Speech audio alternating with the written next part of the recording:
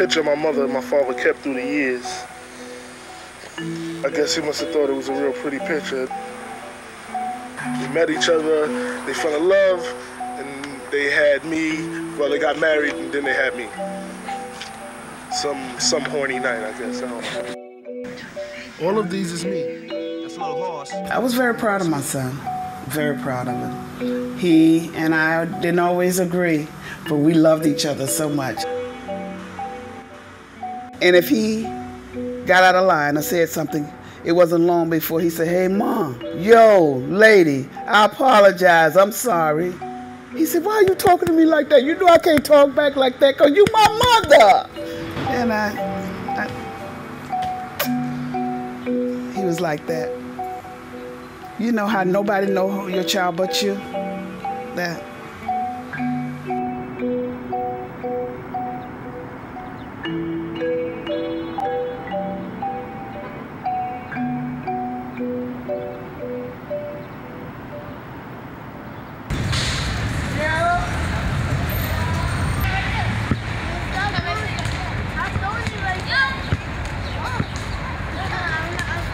We're on our way to a rally. Yeah, gun violence. See, this 13-year-old kid got shot, right? Saturday night. This Saturday? He's brain dead. From what I understand, he got shot and then a car ran over him. Oh my God. Got shot in the head, yeah. 13 years old. So, it don't stop, do it? It don't stop. No. We gotta stop it. That's the part of the plan. Yes. Y'all need to come on and stop watching from the peripheries. And come on over here and support what we're doing. Now, what I'd like for y'all to do is, if you know someone that has died because of gun violence, you can call their name out. I'm going to call out some names that I have on the top of my head off of my rest in peace list. Scotty Scott. Come on. Whoever you know, call them out. And today is my son's anniversary, and Michael. Yesterday it was so hard. Troy. Lindsay. I only had him, right?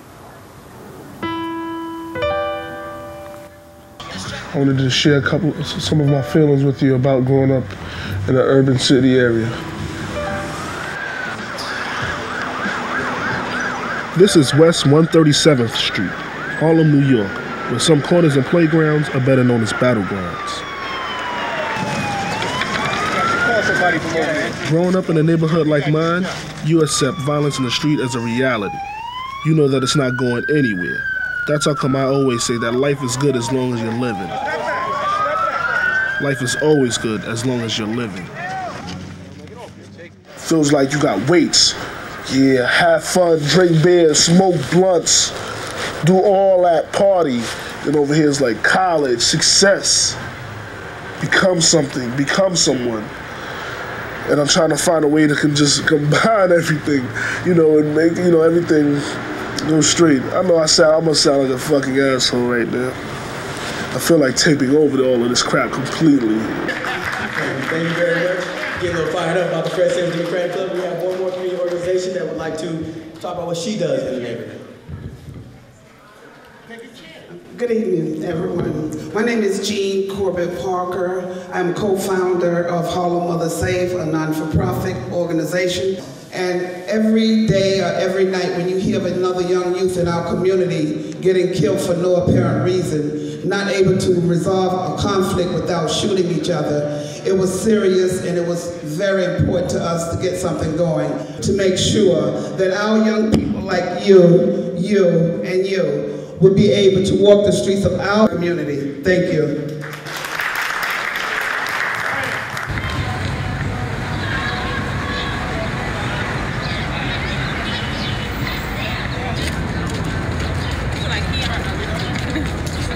This is Ernestine Bateman.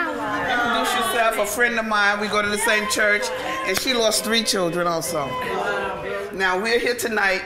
You tell your story. We have plenty of tissues, and that's what the healing process is about. And I know it's painful. I know how painful it is, okay? She just lost her son 3 months ago. When I was at the cemetery and I lost my last child, I asked God, don't let it happen to me again. Yes. Let it be me, because I have 6 children, I have 3 living, and Lord knows My kids think I'm crazy because I'm always thinking crazy things, and if they're not home at a certain time, or my mind just runs away. So, but I just thank God for this group, and anything that I could do to help, I'm willing. When my son died in my arms, and like ever since, like my life had changed. It's like so much pain. I'm a man, you know, like, I feel ashamed to be crying. No, that's not true. Wherever you have to cry, cry, because you know what? That was your baby. Okay? God gave you that one.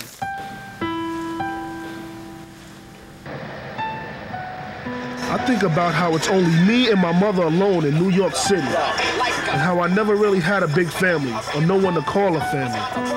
Do I miss your father? Now? No. Did you? When we first separated, yes.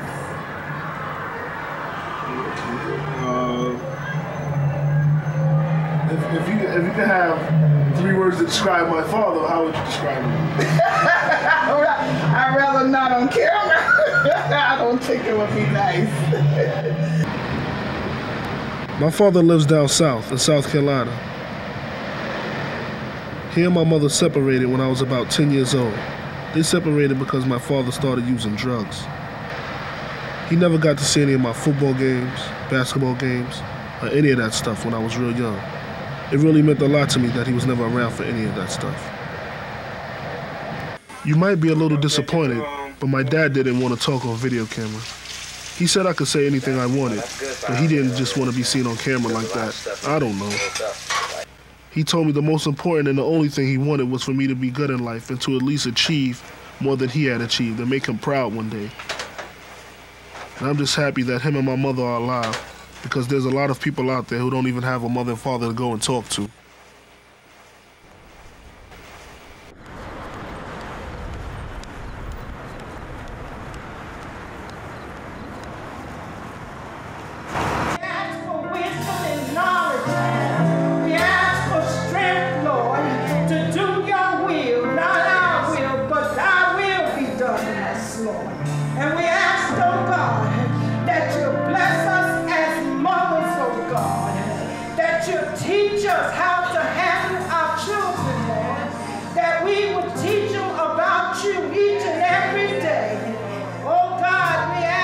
When I lost my son, I was very angry with God.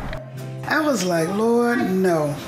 You gave me this child to raise and to love. It's no way that you would allow this to happen. Yep, I did it. I'm part of the graduating class of 1909 Trey, and I'll be attending college as an incoming freshman in September. Hey, Chad, full of facts. Life is good.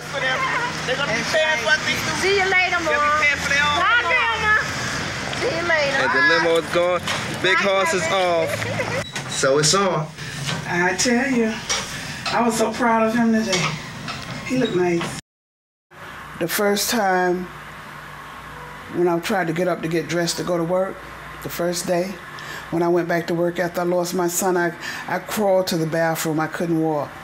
And I took on my sink and I propped myself up to try to get strength to get into the shower.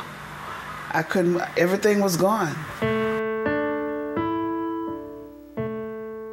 I didn't want to face the world. I couldn't even sit on that terrace out there because I didn't want nobody to see me. I was in that much pain. 7 years ago, April 28th, 2001. It was a Friday night and my son was standing outside and I said, you know, you gotta move from here. You cannot stand out here. So he went to Jimmy's on 131st Street and 7th Avenue. And from what I know, when he was coming out of the club, and as he was getting in the car, they shot him in his head. And the hardest part for me, they brought him to Harlem Hospital, but I couldn't come and identify his body because in my heart, I didn't want to see that look on his face because I wouldn't have been able to make it. I don't have a full day of happiness like everybody else because at some point during my day, I think about my son, I see something that reminds me of my son, I see someone who looked like my son, and I'm right back where I was 8 years ago. that phone call after 3 o'clock in the morning telling me to come to Harlem Hospital.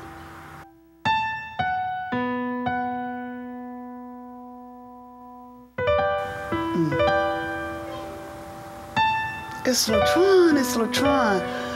And then they was knocking and banging on the door, and then I opened the door and they said get dressed, and I got dressed, and I don't know.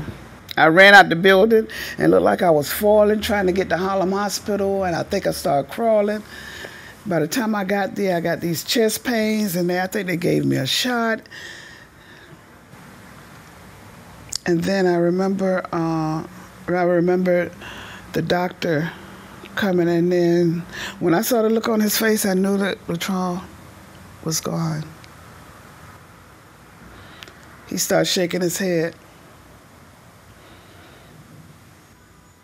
And I said, Lord, have mercy, Jesus.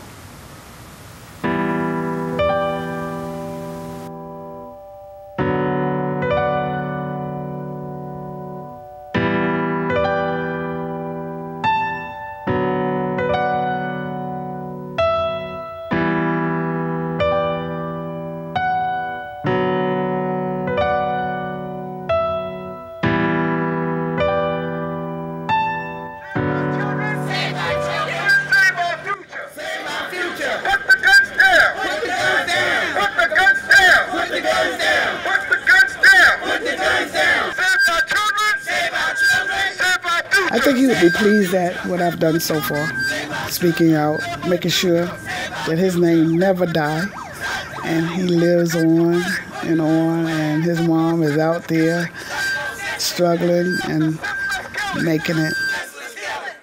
I think he would want me to know that his soul is at peace.